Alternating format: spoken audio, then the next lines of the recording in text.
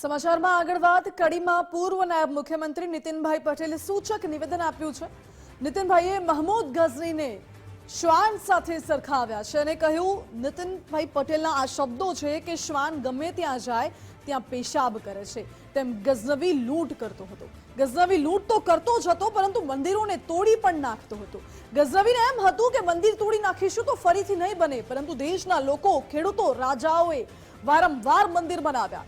મુસ્લિમ આક્રમણકારીઓ હિન્દુ ધર્મને નુકસાન ન પહોંચાડી શક્યા। આ શબ્દો નીતિનભાઈ પટેલના છે। કડીના 72 ચુવાડા કડવા પાટીદાર સમાજના સ્નેહ મિલન કાર્યક્રમમાં નીતિનભાઈ પટેલે આવું નિવેદન આપ્યું। જેમ મારે સરખામણી ના કરાય, પણ તમને કહું ખરાબ લાગશે, પણ કહેવું જરૂરી છે કે કૂતરો ક્યાંય જાય તો પેશાબ કરે એ કૂતરાનું લક્ષણ છે। એ મોહમ્મદ ગઝનીનું લક્ષણ હતું કે લૂંટ કરે, આપણી બેન દીકરીઓ ઉઠાઈ જાય, આપણી બેન દીકરીઓ ઉપર બળાત્કાર કરે અને પછી આપણા હિન્દુ ભવ્ય મંદિરોને એ તોડી નાખતો હતો।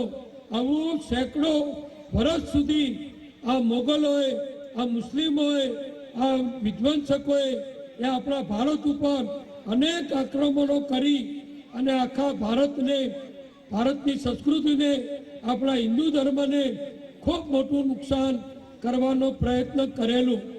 એમના મનમાં એમ હતું કે અમે આ મંદિરો લૂંટી લઈશું, અમે આ મંદિરો તોડી નાખીશું, આ જર ઝવેરાત, સોનું ચાંદી બધું લૂંટી જઈશું, એટલે હવે નવા મંદિરો કોઈ બનાવશે નહીં।